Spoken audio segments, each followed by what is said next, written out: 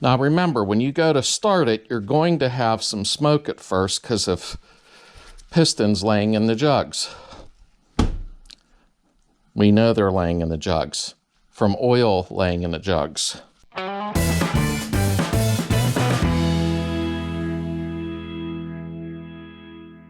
Welcome back to the community, everybody, and thank you for being part of it. If you can, please drop down into the description.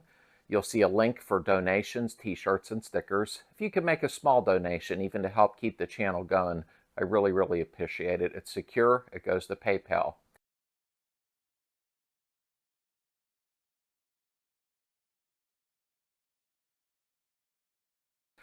Okay, today, what we are doing is piston work. Okay, as you know, this will be like part 3 or 4, I can't remember, because the last week we went ahead and did the oil cooler servicing. If you have any questions about the oil cooler, please ask in the comments in the last video. What we're going to do today is show you how to gap the rings, clean everything up, and clock the pistons and get them inside the cylinders, and a couple tips, of course, along the way. So let's get started on that. I hope everybody's having a great day. Let's rock and roll. And one thing to mention here, of course, there's always something. Check out my sticker I got from Savethevdub. That's who is sponsoring my engine build. He's actually covering the whole long block for me. Full sponsorship. Amazing. I can't thank him enough. And if you would like one of his stickers, just go ahead and flip over to the Facebook group of Slades VW Community. And if you're not on Facebook, I can go ahead and put a link down in the description on how to get a hold of him. Okay, I just wanted to give that little bit of info first. All right, here's our pistons. We have AA pistons. So as you can see here, they are made in China. Now, he did purchase the 87 millimeter. I believe they're a little thinner. They run a little hotter, but get what you want to do. These are not mine. They're his. So they're not the stock 85.5s. So let's open them up. Let's take a look at them and get ready to get the rings right, get them installed into the cylinders, and get them on the motor soon. Let's take a peek. They're packed pretty good. Or I'll take them all out first. Always watch when you're opening pistons from anywhere. Sometimes they'll have the rings. The rings, I hope are inside these, will be packaged with saying top, bottom. So watch whipping them out of the box. Okay. Let's close these up a minute. So this is what comes in it, which I'm sure you're aware of. You have your 4 jugs, your pistons. The rings should be on there. We'll find out in a second. They better be. Your wrist pins and new clips. Okay, so one thing that's going to help you in this adventure is a pair of snap ring pliers. These are nice because you just flip the switch and they go the opposite way. All right, I bought Channel Lock brand, part number 927 from Lowe's. I love these things, and no, I don't have a link for it or a promo code. It's just something I bought that I liked. I think they were like 25, 30 bucks, but they're nice and heavy. So I don't know why I went into all that, but they're nice. So everything is set here. You're going to need a set of filler gauges. All right, long as they do like 14 thousandths. I think that's where I have them set so far. 2 up to about 19 thousandths. You're going to need some files. I don't know if my files are big enough for this yet. I have some that are bigger. You're going to need a rubber mallet to pound the piston in and to compress the piston rings. I don't like these. I want to get a different set. This isn't even mine, really. So far, that's what you're going to need, and a little bit of oil. So let's show you something first about the wrist pins. Just because, let's take a wrist pin, wipe this out first. I already did. There's a little bit of oil in there. Just make sure they slide through easy, that everything is okay before you start, doing everything else, just to make sure. Okay? All right, back to the bench. All right, so the GoPro strapped on so you can look right down at what I'm doing. It'll be kind of like you doing it yourself, basically. Let's go ahead and pull one of the pistons out of the jugs, and let's start working with it. All right, so we have our wrist pins, our clips, everything that we need. Also, you're going to want some white out to mark the cylinders, and you'll see what I mean, because you're prepping each one for a certain cylinder, okay? So let's take this out, knock it out with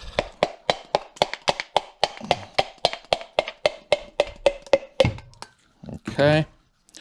So we're going to end up making that number 1.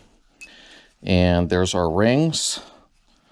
We are going to go ahead and check them for gap. I'm only going to do 1 full piston with you because honestly, you know, once you see one, you're not going to sit there and watch me do all 4, but I'll show you the complete process for one. And I'll show you what comes up when doing the second one, and then you'll be good to go. So let's first remove a ring and check our gap. Alrighty, you have 3 rings, okay? You have your oil scraper. I believe that's what I call it anyhow, oil scraper. Move it close, like that. And then you have your top 2 rings. I'll show you how to clock them when we're done. So, let's take the top one off. I just work my way around with it. Don't get crazy and bend it or anything, okay? Now, what we're going to do is you're going to, there's already oil on them, it ain't dry, so don't be a wise guy. Whoop, almost caught my glove in there. Come on. And of course, my neighbor's dog is barking.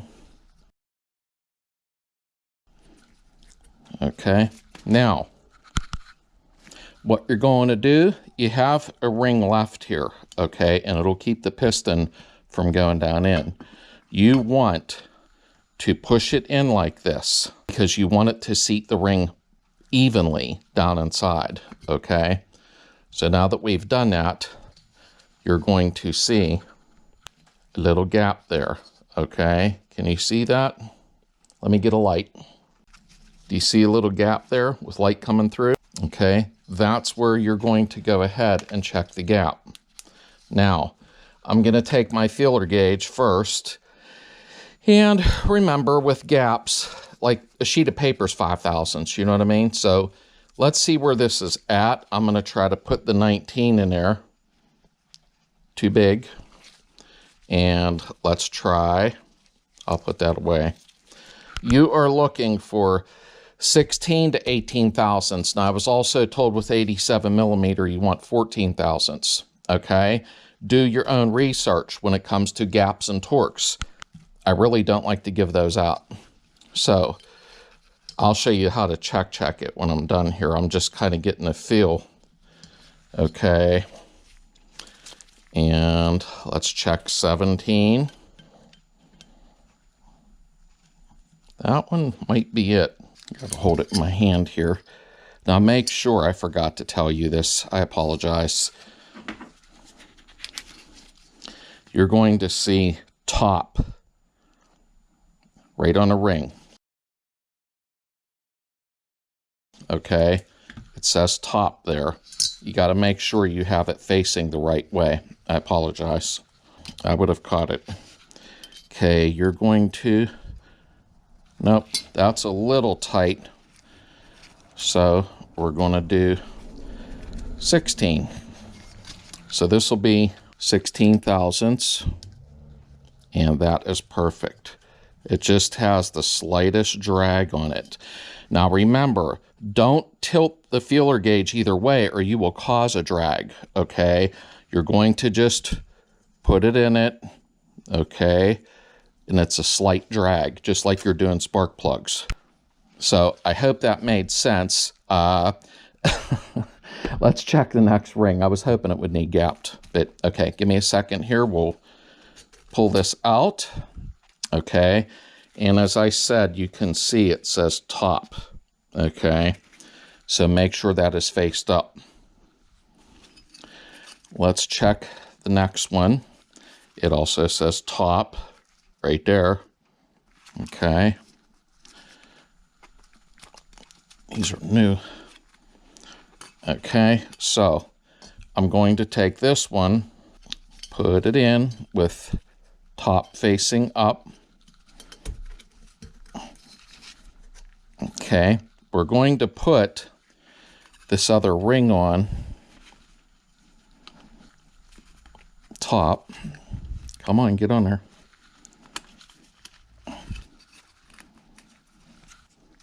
Because I'm going to use this to go ahead and push this down even. And I'll show you what I mean. Just like that. So you know the ring is sitting evenly. Okay? Alrighty. Let's check this one now. And I'm checking it at 16.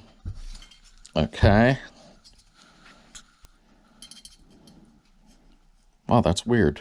I usually don't get this lucky. Okay, that's gapped at 16 thousandths. All right, now the next step. This is what I was talking about, numbering the cylinders. So we're going to do that next, and then we'll start doing the rings. And here's what I like to do. Now you have your flat side, okay? Now obviously your flat side is going to go towards the inside, like that, where the piston cylinders would meet, okay? Now this is the flywheel end. This here is number 1 and 2. That's the back of the car, okay? So we're going to mark this as number 1. Now what we're going to do is I'm just going to put a little dot on here like that, and that will be number 1. Now let's take note here about the piston. I'm sure a lot of you know this, but for the ones that don't, you can see the arrow right there. The arrow goes towards the flywheel, okay? And as you can see there, 86.95 is 87 millimeter, okay? So arrow towards the flywheel.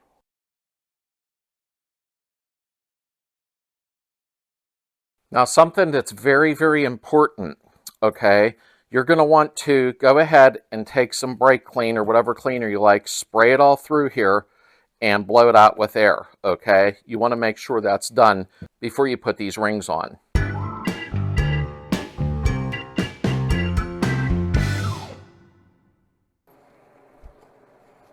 Now what we're going to do is I'm just going to put a little dot on here, okay? Now we're going to put our rings on, and then we'll start clocking them. So that was the bottom one. I had them set right if it mattered. And my glove stuck in one, as usual. Okay, this will go on the bottom one. Come on, get it in there. There we go.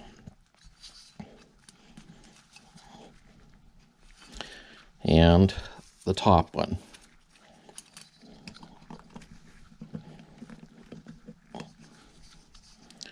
Seat it. Come on, there we go. And then work your way around. Now be easy, don't be rough on these, okay? Excuse me. Just seeing if everything's sitting properly. Okay, now what we are going to do first is put a little oil inside the cylinder. I put some oil inside my little can. It makes it easier so I don't dump it everywhere. So give it a little squirt, and just get in there with your hand. Make sure your hand is clean, or you'll be wiping dirt around the cylinder. Okay. And you can see that there's a layer of oil in there. It doesn't matter how much you put in there. It's going to blow some smoke and put it off anyhow. So we have that ready. Now what we're going to do is very important. All of it's important. You're going to find on your oil ring, the bottom ring, the split in it. So let me find that first. Now what you have here is, that's the flywheel. There's the arrow, okay? So this would be 12 o'clock. Now, do you see the little split in the ring? Your bottom ring here, you'll see the split. That is supposed to go to 12 o'clock. And there's my 12 o'clock. I marked it. All right. Now, your top two rings, the bottom one, this is just the way I do it. Do what you want. The bottom one will go at 10 o'clock, and the top one will go at 2 o'clock. So here and here. Okay. Does that make sense? Bottom one at 10, top one at 2. And if you look, there's the split. And there's the split. So I have them at 10 and 2 o'clock. What we are going to do next is give some oil to it, especially on the skirt, okay? Yes, you're going to have some smoke when you start it, but you need this to slide it down inside so you can do the skirt and the rings and then line them all back up after you mess them up just like I did, okay?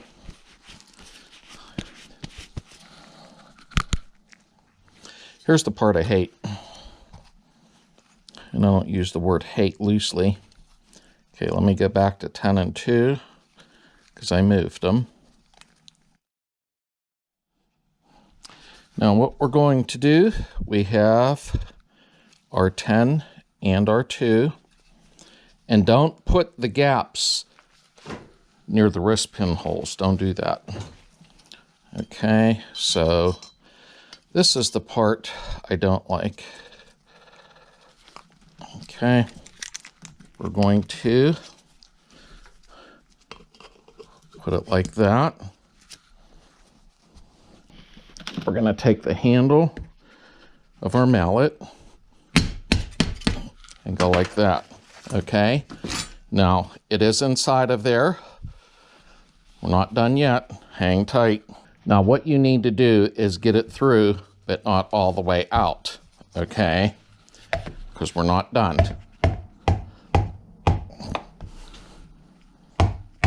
Just get it through to where you see the wrist pin holes. Just there. That's it. Okay. Now remember, when you go to start it, you're going to have some smoke at first because of pistons laying in the jugs.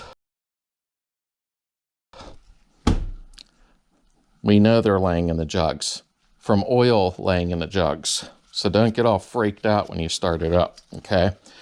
Our arrow is pointed to the back because that is the flat side. Now what you need to do is important here. Let me take you over to the motor. Now when you go to put this on, okay, you're going to be bringing the wrist pin from back here. So you want this snap ring already installed on this side because it's going to be hard to get to it. So I hope that made sense. All right, so let's take our little snap rings. Why I talk that way sometimes. All right, remember this is the inside, the flat side. So you want it on here so the wrist pin can come in from that direction. Come on. All right. You want to seat it. And whoop. Okay. Let me get something a minute here. Bringing you in close. Now, focus.